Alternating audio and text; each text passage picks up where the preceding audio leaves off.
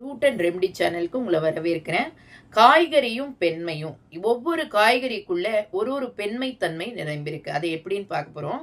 இப்ப நீங்க பார்த்தீங்கன்னா, கர்ப்பப்பையை கர்ப்பமாக்கிட தேங்காய். தேங்காயையும் நீங்க கர்ப்பப்பையும் இமேஜின் பண்ணி பார்த்தீங்கன்னா, தேங்காய் ஷேப்ல தான் கர்ப்பப்பையே இருக்கும். அடுத்தது வலியில்லாத மாதவிடாய்க்கு வழிகாட்டி கொத்தவரங்காய். வலியே, அதாவது நிறைய பேருக்கு பார்த்தீங்கன்னா, அந்த பீரியட்ஸ் டைம்ல வயிறு வலிக்கும். அது வராம இருக்கணும்னா கொத்தவரங்காயம் அதிகமா யூஸ் பண்ணணும். மலடை மலடாக்கி பெண்ணை தாயாக்கிட கத்திரிக்காய். மலடை என்ன ஆகுதான், மலடாக்காய் பெண்ணை தாயாக்கிட. அதை கத்திரிக்காய் சாப்பிட்டுட்டு வந்தாக்க இந்த மலட்டுத்தன்மை இருக்காது. அதே இல்லாம அது போல முடிவில்லா போக்கை முடித்து கட்டிட பீர்க்கங்காய். அதாவது நிறைய பேருக்கு ரத்தப்போக்கு இருக்கும் அந்த பீரியட்ஸ் டைம்ல. அதை சரி பண்றதுக்கு பீர்க்கங்காய் சாப்பிடலாம்.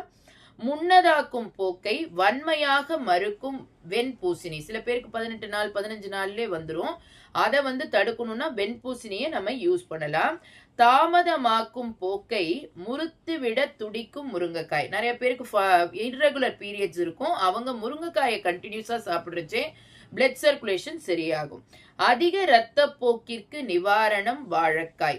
நிறைய பேருக்கு நிறைய ப்ளீடிங் ஆகும். அதை கண்ட்ரோல் பண்ணணும்னா வாழைக்காய். அதிக வெள்ளை போக்கிற்கு காரணம் கோவக்காய். கோவக்காய் சாப்பிட்டா அந்த அதிக வெள்ளை போக்கு கண்டிப்பா வராது. தடையில்லாமல் தாய்ப்பால் சுரந்திட புடலங்காய். பால் கொடுக்கிற தாய்மார்கள் புடலங்காயை அதிகமா யூஸ் பண்ணலாம். கட்டியான உதிரப்போக்கை தட்டி கேட்டிட வெண்டைக்காய். சுகமான பிரசவத்தை நிகழ்த்தி காட்டிட அரசாணிக்காய்.